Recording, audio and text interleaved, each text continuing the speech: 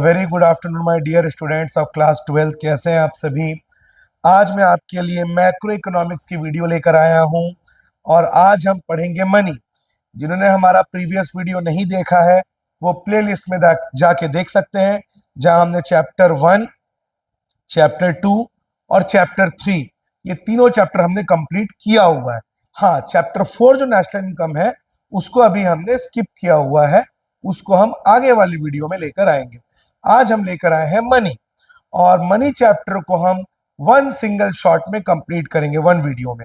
तो पहले में जो हम लोग टॉपिक्स पढ़ने वाले हैं उनको मैंने लिख दिया है: barter system, CC economy, limitations of barter system, functions of money, primary functions and secondary functions.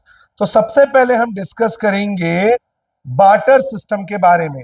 CC economy का मतलब होता है commodity, means it was the economic system of primitive society. जब सोसाइटीज प्रिमिटिव थी, एडवांस नहीं थी, जब उनकी जरूरतें, उनकी नीड्स कम थी, बेसिक नीड्स थी, और सामान के बदले सामान एक्सचेंज करके वो अपना काम चलाते थे। Means product used to be exchange against some other product. That was the barter system of economy. और ये एंशिएंट इकोनॉमी का पार्ट था, प्रिमिटिव सोसाइटी का पार्ट था, जब लोगों की जरूरत अपने गांव में ही, अपने आसपास के एरियाज में ही पूरी हो जाती थी। तो ये है barter system, commodity for commodity. अब बार्टर सिस्टम के कुछ लिमिटेशंस थे। पहला लिमिटेशन क्या था? पहला लिमिटेशन जो था वो था lack of double coincidence. Coincidence का मतलब क्या? मुझे जो चाहिए वो सामने वाले के पास होना चाहिए। फॉर एग्जाम्पल, मैं एक गांव में रहता हूं, उस गांव का नाम है किशनगढ़, ठीक है, और मेरा जो दूसरा स्ट्रेंजर है, जो परिचित है, समझ लीजिए स्ट्रेंजर हो या कोई दूसरा मेरा दोस्त है या सहपाठी या कोई भी है, वो रहता है सूरजगढ़ गांव में। मैं रहता हूं किशनगढ़ में, वो रहता है सूरजगढ़ में। मेरे गांव में चावल बहुत बढ़िया क्वांटिटी में, बहुत अच्छी क्वालिटी में ग्रो होता है, क्योंकि मेरे यहाँ की मिट्टी, वहां का एनवायरनमेंट सब चावल ग्रो करने के लिए बहुत सूटेबल है। तो मेरे यहाँ चावल बहुत अच्छा होता है। और हमें चाहिए दाल, दाल यानी कि पल्सेस। अब पल्सेस के लिए यानी दाल के लिए मुझे जाना है सूरजगढ़ अपने दोस्त के पास, ठीक है, जो मेरा व्यापारी दोस्त है या जो भी है।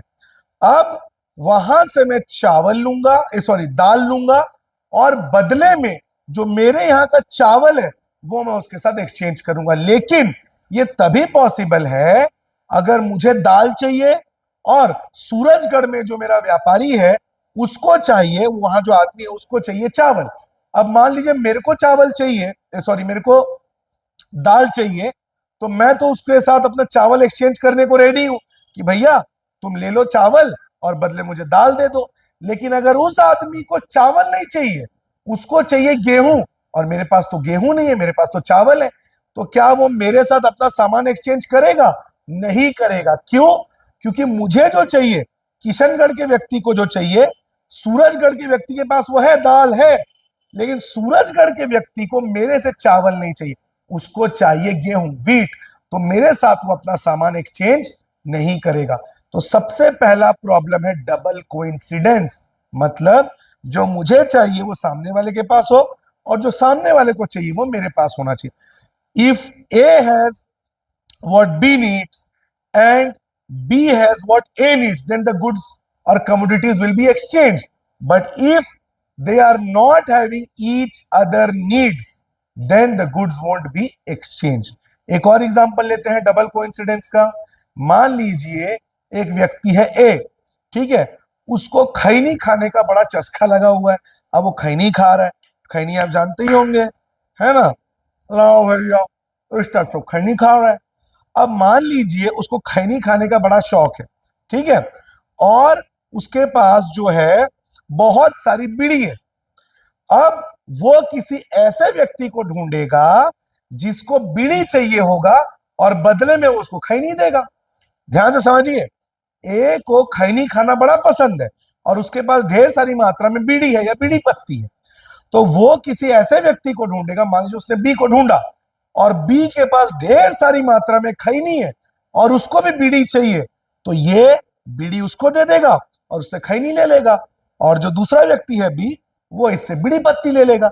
लेकिन अगर बी के पास खैनी नहीं है, उसके पास तंबाकू है या कुछ और है, चाय पत्ती है मान लीजिए, तो और ध्यान से समझिए, बी को बीड़ी चाहिए जो ए के पास है, लेकिन ए को जो खैनी चाहिए वो बी के पास नहीं है, बी के पास चाय पत्ती है।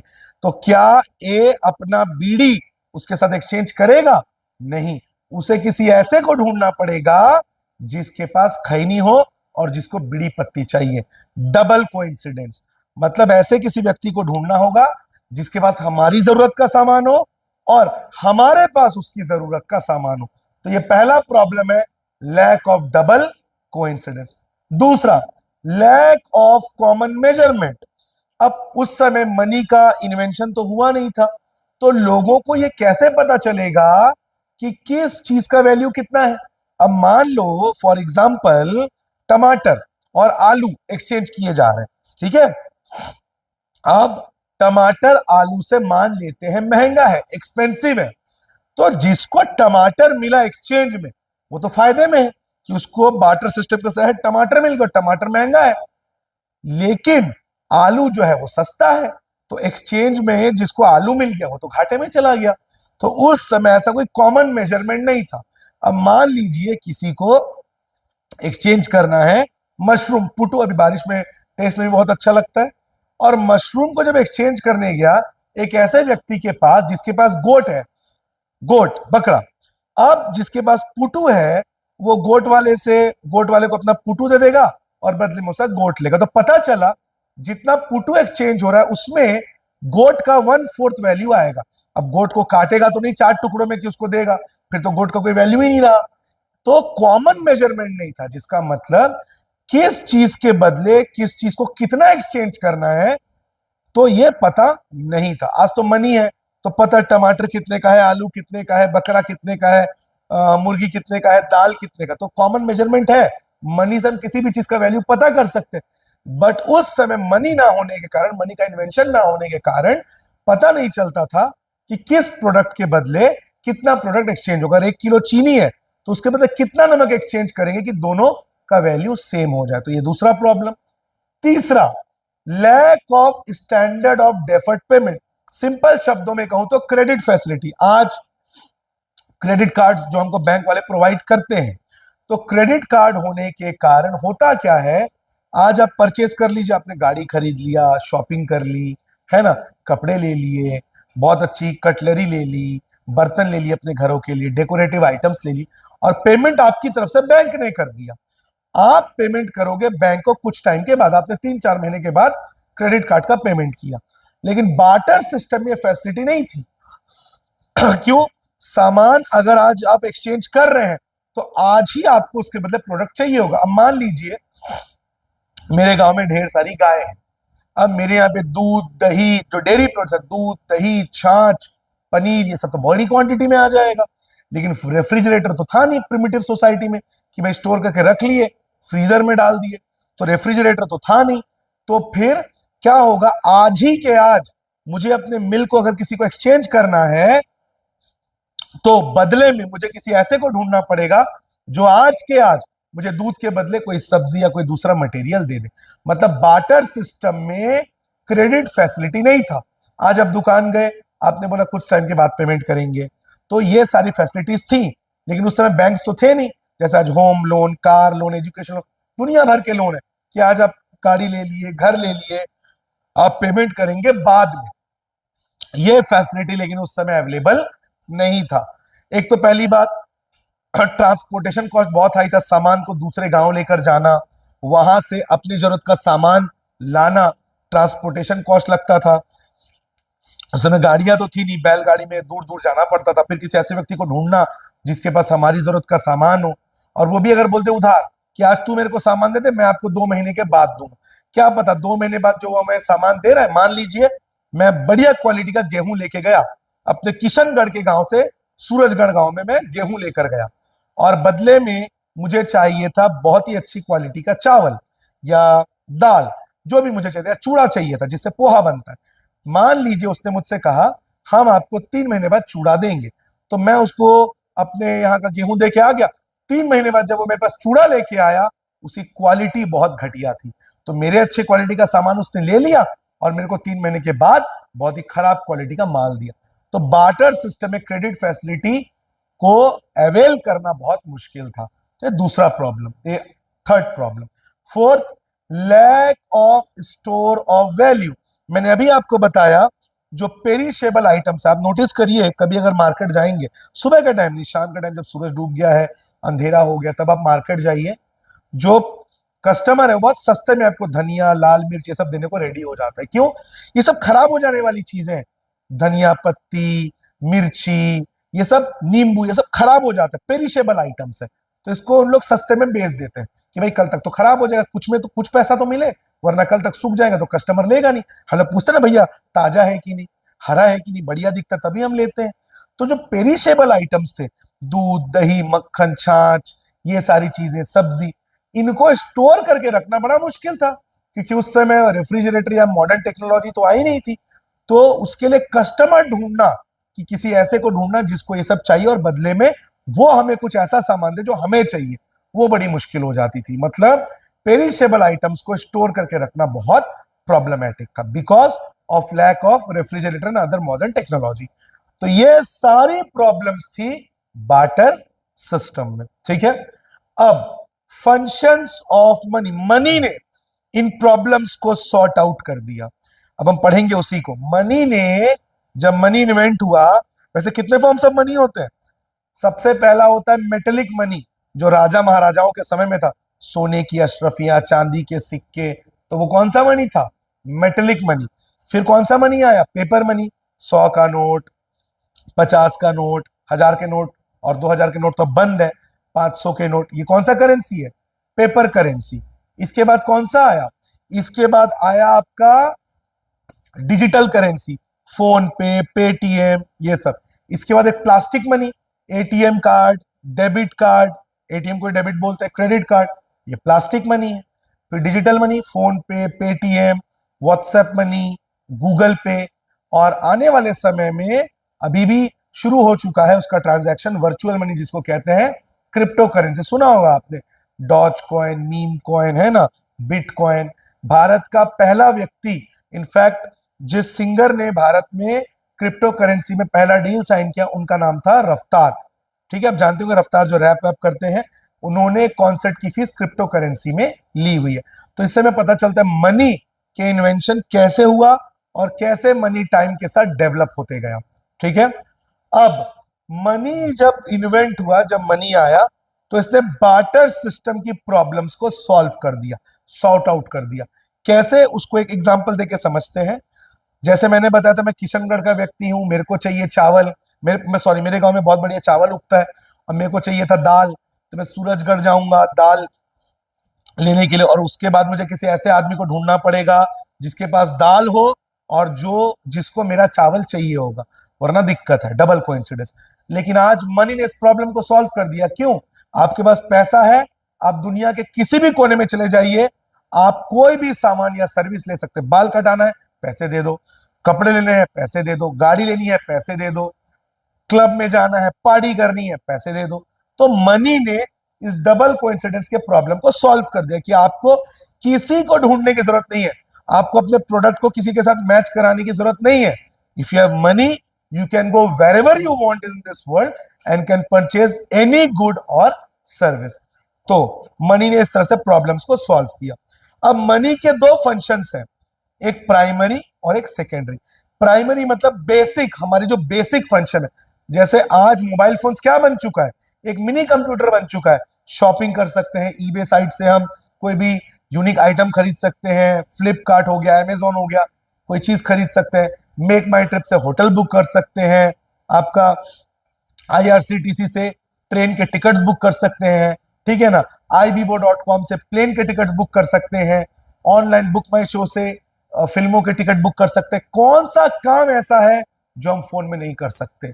लेकिन फोन का बेसिक फंक्शन आज भी क्या है? कॉलिंग, बात करना। स्कूलों में एनुअल फंक्शन कितना भी अच्छा हो जाए, टीचर्स अच्छो, मेन जो प्राइमरी फंक्शन है वो स्कूल का क्या है? Quality education. एक अस्पताल है जहां पे नर्स बहुत सुंदर है, आई कैंडी, डॉक्टर भी बहुत स्मार्ट है, लेकिन उसका प्राइमरी फंक्शन क्या है? Better treatment, good treatment. उसी तरह एक रेस्टोरेंट आप गए, बहुत अच्छा इंटीरियर है, डेकोरेशन है, लेकिन उसका मेन प्राइमरी फंक्शन क्या है? Tasty and delicious food. ठीक उसी तरह मनी का प्राइमरी फंक्शन, बेसिक फंक्शन दो है, देखिए मैंने लिखा हुआ है, medium of exchange means with the help of money we can exchange any product और एनी सर्विस। मनी के हेल्प से हम कोई भी प्रोडक्ट, कोई भी सर्विस एक्सचेंज कर सकते हैं। आप अमेरिका चले जाइए, दुबई चले जाइए, रशिया चले जाइए, जापान चले जाइए, जहां जाना है जाइए, with the help of money you can purchase any product और एनी सर्विस। आलू लेना है वो भी खरीद सकते हैं, लैम्बोर्गिनी लेना है वो भी खरीद सकते हैं, पार्टी करनी है वो भी कर सकते हैं, मूवी जाना है वो भी कर सकते हैं। मतलब with the help of money we can exchange any good और service with the exchange of money. इसके बाद दूसरा प्राइमरी फंक्शन है measure of value, unit. Unit value means जैसे इंडिया में रुपी होता है, अमेरिका में डॉलर, यूरोपियन कंट्रीज में यूरो, जापान में येन, आपका कतर में दिरहम, इंग्लैंड में पाउंड, उसी तरह भारत में रुपए, रुपया यूज होता है। तो मनी से हम किसी भी चीज का मेजरमेंट पता कर सकते हैं। डायमंड का क्या वैल्यू है, गोल्ड का क्या वैल्यू है, सिल्वर का क्या वैल्यू है, आलू कितना रुपए मिल रहा है, कद्दू कितने रुपए मिल रहा है, मैं बंगाली हूं तो मेरे लिए मछली कितना रुपए किलो मिल रहा है। तो ये सारी चीजों का वैल्यू हम मनी से पता कर सकते हैं, means with the help of money. और मनी डिनोमिनेशंस में भी मौजूद है, 5 रुपए के सिक्के हैं, नोट है, 10 के हैं, 50 के हैं, 100 के हैं, 200 के हैं, 500 के हैं। मींस आज हमारे पास मनी स्मॉल डिनोमिनेशंस में भी है, लार्जर डिनोमिनेशंस में भी है। तो अगर सब्जी लेने जाना है उसको 10 का नोट दे दिए, डायमंड लेने जाना है तो उसको 500 के नोट देने पड़ेंगे।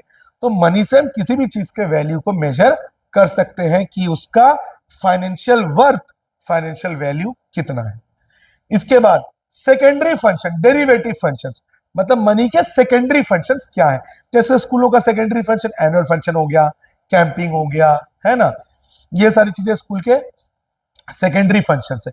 किसी होटल का, किसी रेस्टोरेंट का इंटीरियर कैसा है, सर्विस कैसा है, डेकोरेशन कैसा है, ये सब उसके सेकेंडरी फंक्शन हो गए। ठीक उसी तरह मनी का सेकेंडरी फंक्शन 3 है। सबसे पहला standard of deferred payment, credit card, the plastic money has enabled people to purchase goods and make the payment in the future. मतलब आज क्रेडिट फैसिलिटी अवेलेबल हो गई है।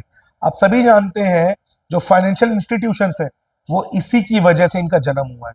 आज मिडिल क्लास जो फैमिलीज है, घर लेना है होम लोन, कार लेना है कार लोन, बच्चे को बाहर पढ़ने भेजना है एजुकेशन लोन, तो जो डिफरेंट डिफरेंट टाइप्स के लोन है ये कैसे प्रोवाइड होगा? ये बैंकों की वजह से आया। मतलब मनी का ये जो सेकेंडरी फंक्शन है डेफर्ड पेमेंट, कि आप आज खरीदेंगे बैंक आपको लोन देगा, आप बैंकों को कई सालों तक उस लोन का पेमेंट करेंगे। आप एक दुकान खोल के बैठे, आपने चापा से माल मंगवाया, स्टॉक मंगाया, आपने कहा उसको 3 महीने बाद पेमेंट करेंगे, तो ये क्या है? क्रेडिट। तो क्रेडिट फैसिलिटी ये मनी का एक बहुत ही इंपॉर्टेंट सेकेंडरी फंक्शन है। बिकॉज दुनिया भर में जो ट्रांजैक्शन होते हैं, बिजनेस हो रहा है, चीजें खरीदी जा रही हैं, बेची जा रही हैं, बहुत सारे ट्रांजैक्शन उसमें क्रेडिट बेसिस में होते हैं। तो मनी ने क्रेडिट फैसिलिटी को मार्केट में लेकर आया। इनफैक्ट इसी फैसिलिटी की वजह से बैंकों का, फाइनेंशियल इंस्टीट्यूशंस का बर्थ हुआ, जन्म हुआ। तो डेफर्ड पेमेंट, क्रेडिट कार्ड, आपने आज शॉपिंग कर ली 50,000 की, बैंक को आपने 5 महीने बाद चुकाया, बैंक ने पेमेंट कर दिया। हाँ, आपको हो सकता है 50,000 के बदले 55,000 देना पड़े। तो ये सारी चीजें, ठीक है। अगला स्टोर वैल्यू, आप मनी को स्टोर करके रखिए। मनी को कई तरीकों से आप स्टोर कर सकते हैं। गोल्ड बिस्किट ले लिए, जमीन ले लिए, है ना, या किसी जगह प्रॉपर्टी में इन्वेस्ट कर दिए। और मनी को अगर आप लिक्विड फॉर्म में, जो हार्ड कैश है उसको लिक्विड फॉर्म कहते हैं, लिक्विडिटी, अगर आपने मनी को लिक्विड फॉर्म में बैंकों में स्टोर करके रखा है तो वो बार्टर सिस्टम की तरह तो नहीं है कि सब्जी आज रखे कल खराब हो जाएगा। मनी अगर आपने बैंक में जमा कर दिया 10 लाख, 5 साल बाद भी वो ऐसा ही रहेगा, वो खराब नहीं हो जाएगा। तो मनी को हम स्टोर करके हम रख सकते हैं बैंकों में, फ्यूचर में हमारे ही काम आएगा। लॉकडाउन जैसा सिचुएशन हो गया, बड़े बड़े बिजनेसमैन को फर्क क्यों नहीं पड़ा? उनके बैंकों में करोड़ों रुपए स्टोर थे, कोई दिक्कत नहीं है ना। कोई प्रॉब्लम आ गया, घर में किसी का इलाज कराना है, बच्चे को बाहर पढ़ने भेजना है, किसी की सर्जरी करानी, ऐसे सिचुएशन में मनी हमारे काम आता है अगर हमने मनी को स्टोर करके रखा है लिक्विड फॉर्म में इन द बैंक्स। इसके अलावा ट्रांसफर वैल्यू, मान लो एक आदमी को कोरबा से ट्रांसफर होकर उसको जाना है मुंबई। अब कोरबा में उसकी बहुत सारी इमूवेबल प्रॉपर्टी है, जमीन है, घर है, उसको उसने बेच दिया। बेच के जो पैसे आए, मुंबई में जाके उसने उससे प्रॉपर्टी ले ली। तो ये कौन सा फंक्शन है? Transfer value. कि आप अपने इमूवेबल प्रॉपर्टीज को बेच दीजिए, उसको कैश में कन्वर्ट कीजिए, और जिस जगह आप जा रहे हैं, जिस डेस्टिनेशन पे आप जा रहे हैं, वहां पे उसको सेल करके उससे फिर से प्रॉपर्टी बना लीजिए। इसको कहते हैं ट्रांसफर वैल्यू। तो हम देख सकते हैं मनी ने एक्सचेंज वैल्यू से, मीडियम ऑफ एक्सचेंज के प्राइमरी फंक्शन से डबल कोइंसिडेंस को खत्म कर दिया। मेजरमेंट, किसी भी चीज का वैल्यू हम पता कर सकते हैं, तो लैक ऑफ कॉमन मेजरमेंट के प्रॉब्लम को भी खत्म कर दिया। स्टैंडर्ड वाले से थर्ड वाले प्रॉब्लम को सॉर्ट आउट कर दिया। और सामान को स्टोर करने से उसके खराब होने का डर है, लेकिन मनी को अगर आप स्टोर करके रखते हैं बैंकों में, घरों में, तो उसे खराब होने का डर नहीं है। तो मनी के फंक्शंस ने किस तरह से बार्टर सिस्टम के प्रॉब्लम को सॉल्व किया, ये भी हमने देखा। अब आगे पढ़ेंगे। अब हम डिस्कस करेंगे मनी के बारे में। सबसे पहला, डेफिनेशन ऑफ मनी। मनी क्या है? Money is anything generally accepted. Money वो है जो generally accepted as medium of exchange, मतलब जिसको हम कहीं पे भी एक्सचेंज कर सकते हैं किसी भी गुड और सर्विस के बदले। कोई भी सामान खरीदना हो, सर्विस लेना हो, बाल कटवाने हो सर्विस, मूवी देखना हो सर्विस, कोई भी सर्विस है गुड के बदले जहां मनी को एक्सचेंज कर सके।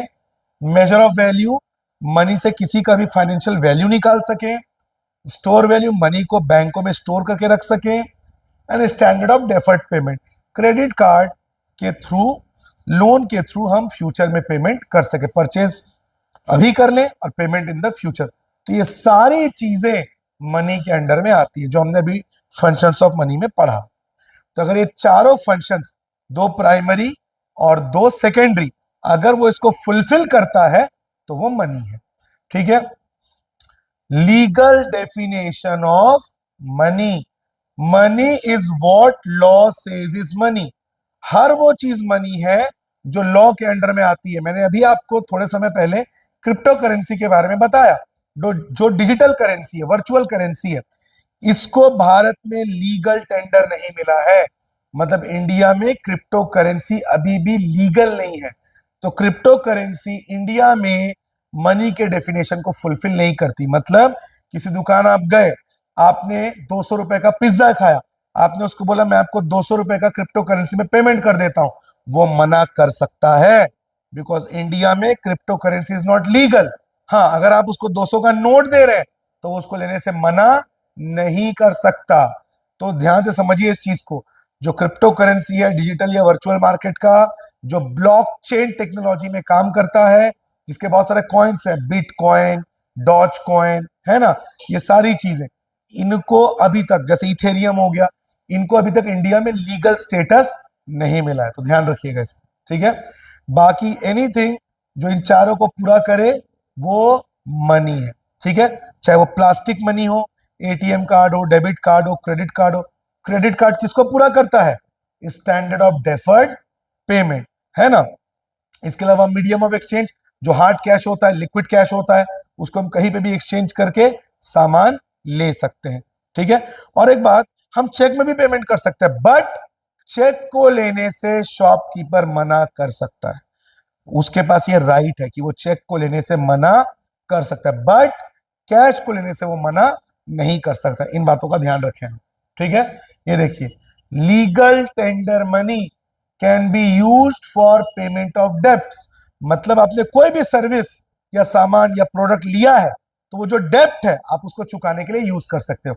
आपने एसी लिया 50,000 का, आपके ऊपर 50,000 का डेब्ट चढ़ गया, आप एसी का पैसा कैश के थ्रू चुका सकते हैं। आपने बाइक ली 1 लाख की, आपके ऊपर 1 लाख का डेब्ट हो गया, उसको चुकाने के लिए आप मनी का इस्तेमाल कर सकते हो। आप कोई सैलून गए, वहां पे आपने हेयर ट्रीटमेंट, फेस ट्रीटमेंट, ये सब करा है, 5,000 का बिल हुआ, उसको क्लियर करने के लिए आप मनी का यूज कर सकते हो। Means legal tender, it can be used for payment of debts. अब इसके दो टाइप्स हैं, limited legal tender, unlimited legal tender. Limited legal tender, देखिए मैंने इसके बगल में लिख दिया 1,000 रुपीज।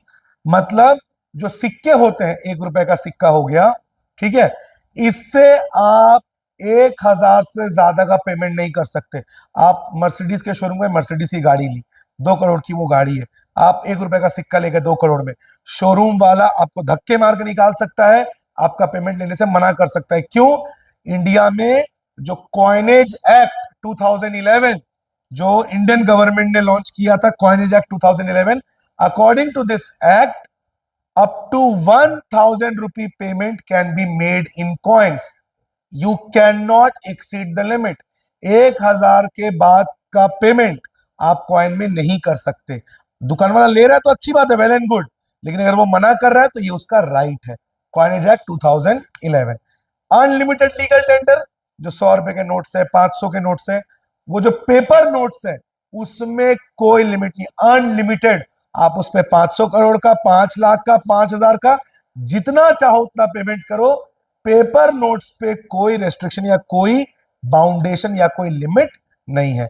तो कॉइन्स, कॉइनेज एक्ट 2011 के अकॉर्डिंग 1000 तक का लिमिट है, और पेपर नोट्स में कोई लिमिटेड क्या बोलते हैं उसको, लिमिट नहीं है। तो अनलिमिटेड लीगल टेंडर। इसके बाद नॉन लीगल टेंडर मनी या ऑप्शनल मनी। मैंने बोला था चेक लेने से सामने वाला मना भी कर सकता है, इसीलिए चेक और बैंक ड्राफ्ट को ऑप्शनल मनी भी कहते हैं।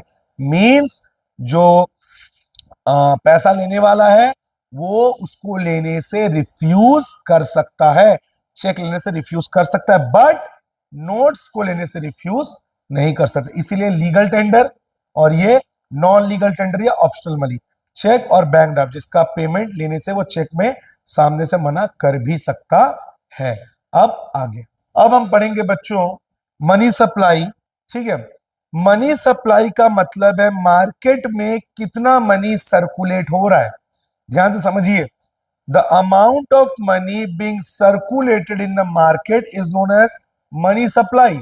और भारत जैसे देश में, जो हमारा देश है, जो फेस्टिव सीजन है, रक्षाबंधन के बाद गणेश चतुर्थी, जन्माष्टमी, नवरात्रि, विश्वकर्मा पूजा, दिवाली, छठ, त्योहारों का ही सीजन है। तो ये जो समय होता है फेस्टिव सीजन, उसमें मार्केट में मनी सप्लाई कई गुना बढ़ जाती है। क्यों? फेस्टिव सीजन है तो मनी सप्लाई जो है वो बढ़ जाता है।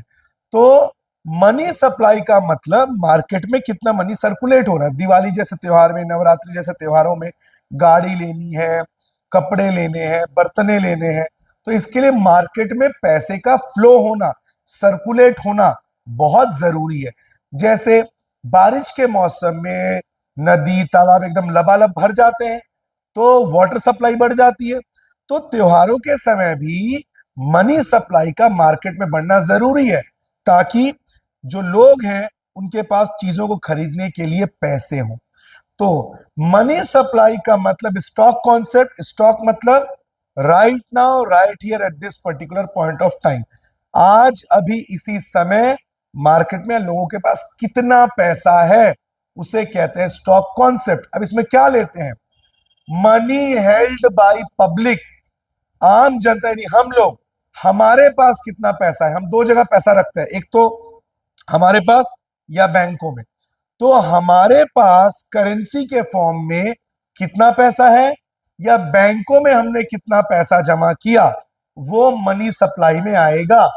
डज नॉट इंक्लूड, अब इसमें क्या नहीं आता, मनी क्रिएटिंग सेक्टर और प्रोड्यूसर लाइक गवर्नमेंट और बैंक। जो मनी क्रिएटिंग सेक्टर है, जैसे गवर्नमेंट, गवर्नमेंट मनी को जनरेट करता है, आरबीआई नोट छापता है। हमारे देश में नोट छापने का जो मोनोपोली है, जो सिंगल अथॉरिटी है, वो आरबीआई के पास है। जितने भी नोट्स हैं, 50 के हो, 100 के हो, 200 के हो, 500 के हो, 2000 और 1000 के नोट्स तो बंद हो गए। तो इन नोट्स को छापने की मोनोपोली किसके पास है? आरबीआई के पास।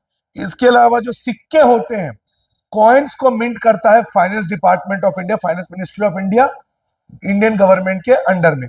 आरबीआई भी इंडियन गवर्नमेंट के अंडर में होता है, लेकिन आरबीआई नोट्स को प्रिंट करता है और कॉइन्स को मिंट करता है इंडिया का फाइनेंस मिनिस्ट्री।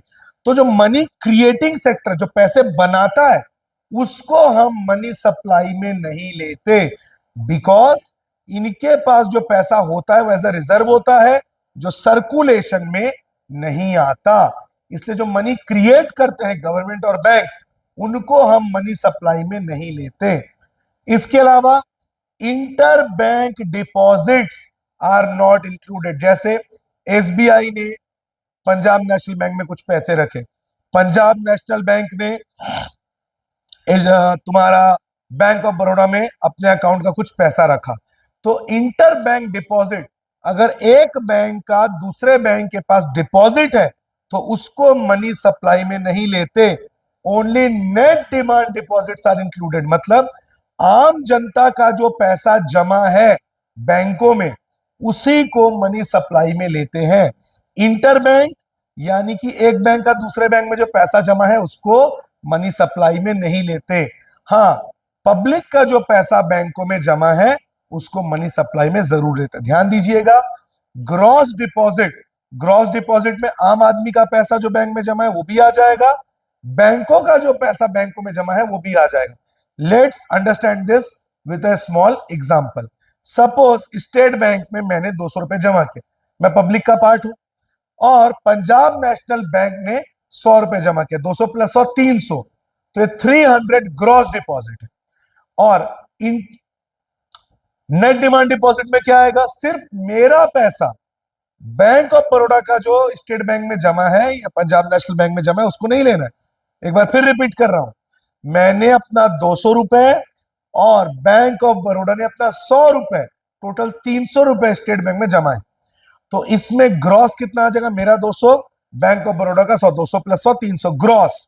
लेकिन इसमें नेट डिमांड कितना है, सिर्फ मेरा पैसा जो जमा है, तो 300 में से जो बैंक का इंटर बैंक का था स्टेट बैंक में, बैंक ऑफ बड़ौदा का जमा था इंटर बैंक डिपॉजिट, उसको माइनस कर दीजिए, 300 से 100 माइनस 200, तो मनी सप्लाई में कितना आएगा, सिर्फ 200। तो याद रखिएगा, इंटर बैंक डिपॉजिट, एक बैंक का दूसरे बैंक में जो पैसा जमा है उसको मनी सप्लाई में नहीं लेते, क्योंकि वो सर्कुलेशन में नहीं आता। सर्कुलेशन में क्या आता है, हमारा पैसा जो बैंकों में जमा है, क्योंकि जब हम चाहे बैंक से निकालेंगे, कार लेना है बैंक से पैसा निकाल लिए, घर लेना है बैंक से पैसा निकाल लिए, शादी है घर में पैसा निकाल लिए, तो बैंक से जो हम हमारा पैसा निकालते हैं वो मार्केट में सर्कुलेट होता है। दिवाली आएगी, नवरात्रि आएगी, लोग बैंकों से भरपूर पैसा निकालेंगे मार्केट में खर्च करने के लिए, तो वो पैसा मार्केट में सर्कुलेट होगा, इसलिए वो मनी सप्लाई में आएगा। लेकिन जो इंटर बैंक डिपॉजिट है वो बैंक वाले एज एन इन्वेस्टमेंट रखते हैं, उसको वो सर्कुलेट नहीं करते, इसीलिए वो मनी सप्लाई में नहीं आएगा। ठीक है, अब components of money supply, currency with public, जो पैसा हमारे पास है नोट्स के फॉर्म में, सिक्कों के फॉर्म में, उसको फिएट मनी भी कहते हैं। जो पैसा हमारे जेबों में है, बैंकों में जमा है, उसको कौन सा मनी कहते हैं, फिएट मनी। ध्यान रखिएगा, it is known as fiat money. ठीक है, हमारा पैसा जो सिक्कों के रूप में हमारे पास है या बैंकों में करेंसी में हमने जमा किया। डिमांड डिपॉजिट विद बैंक, बैंकों में जो हमारा पैसा जमा है उसको डिमांड डिपॉजिट क्यों कहते हैं, why, because they can be encashed any time by issue of cheque. हम जब चाहे चेक के थ्रू उस पैसे को निकाल सकते हैं।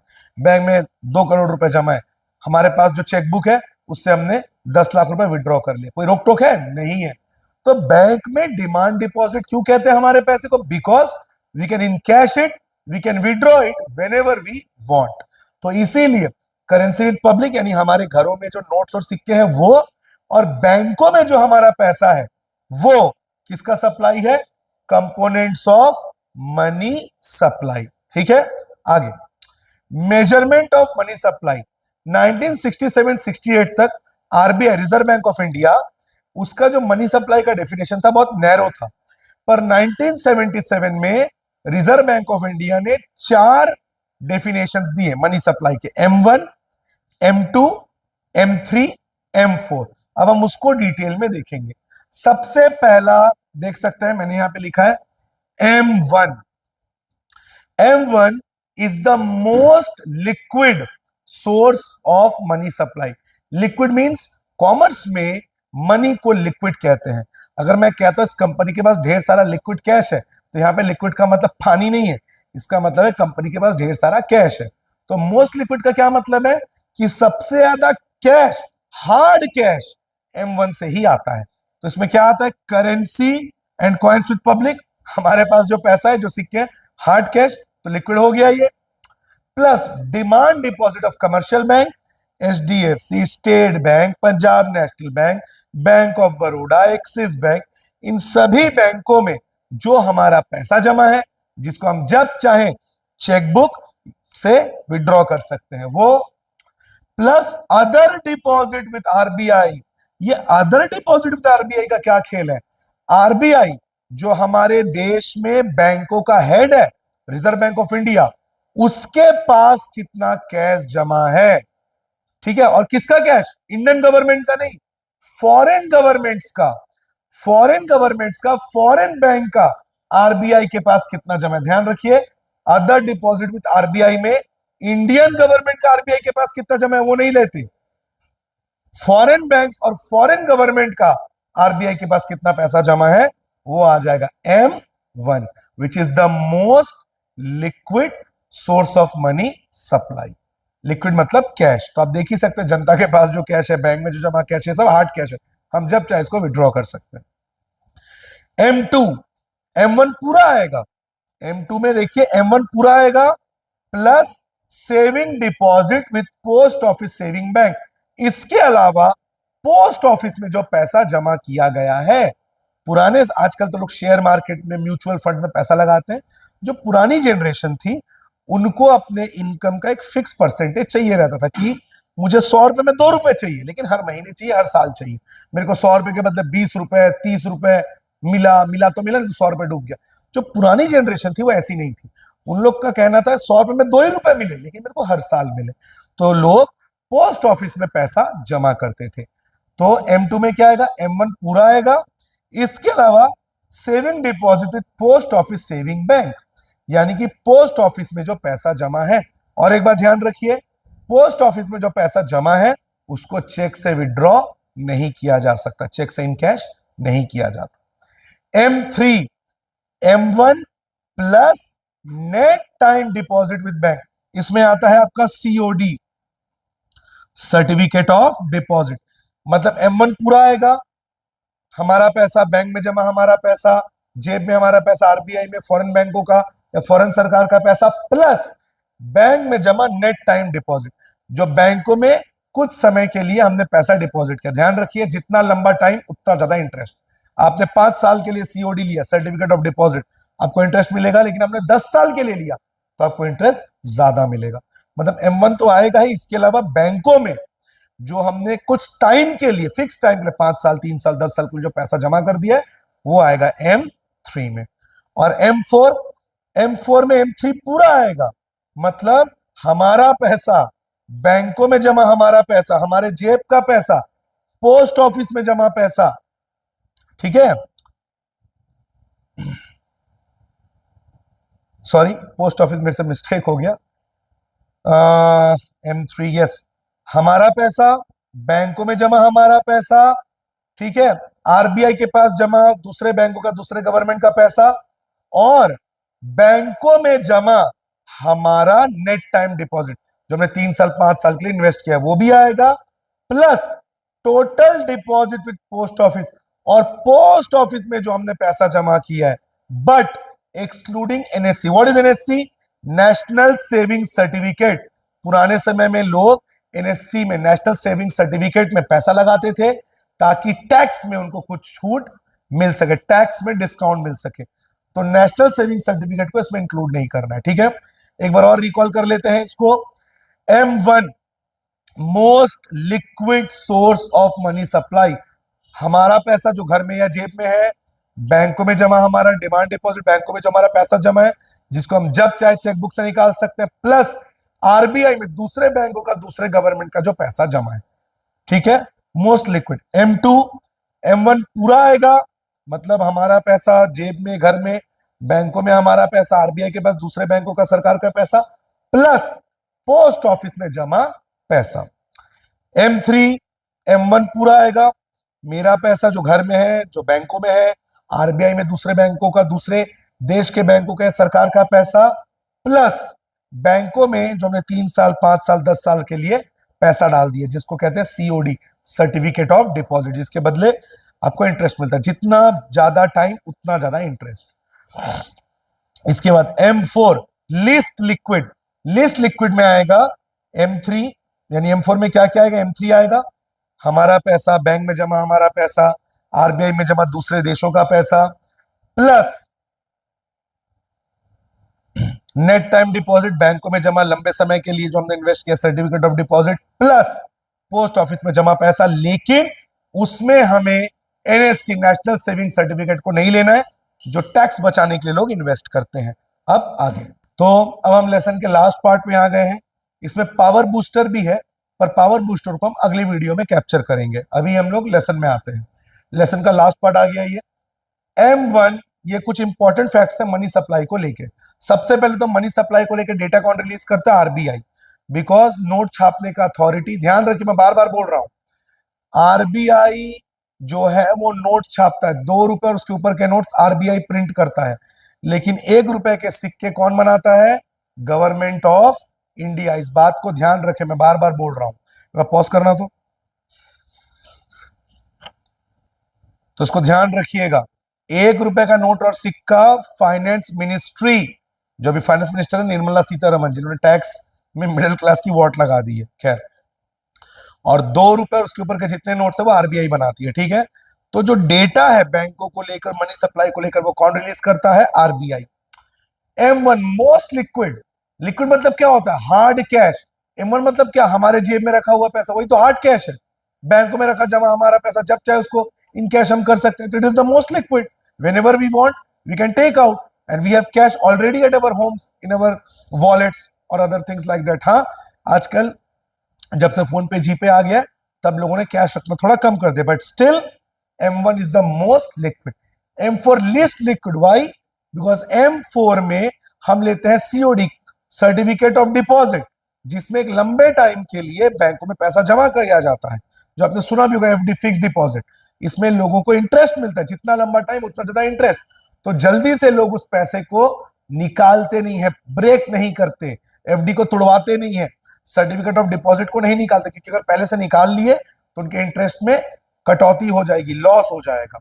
इसके अलावा पोस्ट ऑफिस में जो जमा पैसा है वो भी लेते हैं M4 में, उसको भी लोग जल्दी से हाथ नहीं लगाते, मतलब वो मार्केट में सर्कुलेट कम होता है। इसलिए M1 most liquid, M4 least liquid.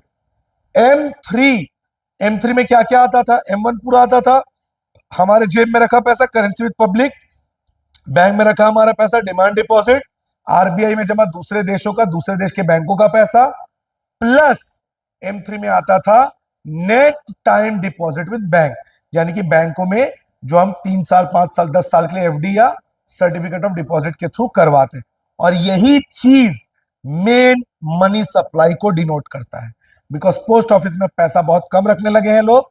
Main bank का पैसा, बैंक में रखा हमारा पैसा, हमारे जेब का पैसा, हमारे पास कितना करेंसी है, इसके अलावा आरबीआई में दूसरे देश के बैंकों का पैसा, और बैंकों में जमा हमारा certificate of deposit. It is the aggregate monetary resource of the society. ये समाज के असली पैसे को दिखाता है।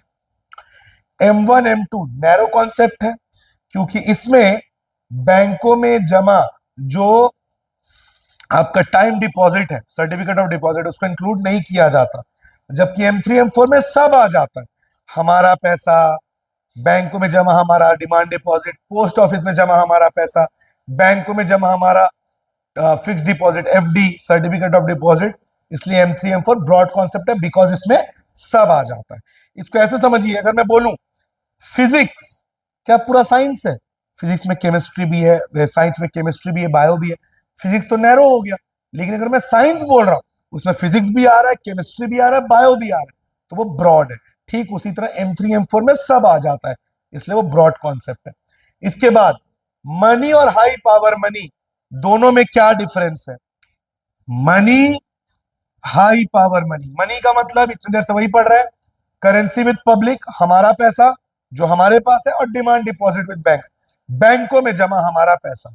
High power money, currency with public, हमारे पास जो पैसा है, बट अब देखिए डिमांड डिपॉजिट इसमें नहीं लिया गया, करेंसी विद पब्लिक कॉमन है, मतलब हमारे जेब में, हमारे घरों में जो पैसा है वो मनी में और हाई पावर मनी दोनों में आ रहा है। लेकिन बैंकों में जमा आम आदमी का पैसा, डिमांड डिपॉजिट, वो मनी में आ रहा है, लेकिन हाई पावर मनी में वो नहीं आ रहा। हाई पावर मनी में क्या आ रहा है? कैश रिजर्व विद बैंक, बैंकों में जमा रिजर्व जो बैंक वाले आरबीआई के इंस्ट्रक्शन की वजह से अपने पास रखते हैं, जिसको बैंक लोन के तौर पे यूज नहीं करते, ना लोन देने के लिए ना कहीं इन्वेस्ट करने के लिए, ये बैंकों को अपने पास रखना पड़ता है, आरबीआई को कुछ जमा करना पड़ता है, वरना आरबीआई बैंकिंग लाइसेंस नहीं देगा।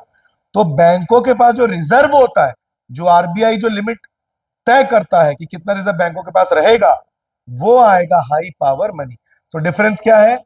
मनी में हमारा पैसा आता है, डिमांड डिपॉजिट जो बैंकों में जमा है, और हाई पावर मनी में कैश रिजर्व, बैंकों का जमा रिजर्व, हमारा पैसा नहीं, जो बैंक वाले आरबीआई के रूल को फॉलो करते हुए अपने पास रखते हैं, जिसको आप बैंकिंग में पढ़ोगे अभी, सीआरआर, कैश रिजर्व रेशियो, हर बैंक को कैश रिजर्व रेशियो मेंटेन करना पड़ता है, एसएलआर, स्टेट्यूटरी लिक्विडिटी रेशियो, इसको हम बैंकिंग चैप्टर में डिटेल में पढ़ेंगे। तो ये होता है हाई पावर मनी, और हाई पावर मनी ही जनरेट करता है डिमांड डिपॉजिट को। ठीक है, तो इस तरह से लेसन होता है कंप्लीट। हमारे चैनल को सब्सक्राइब करें, वीडियो को लाइक और शेयर करें।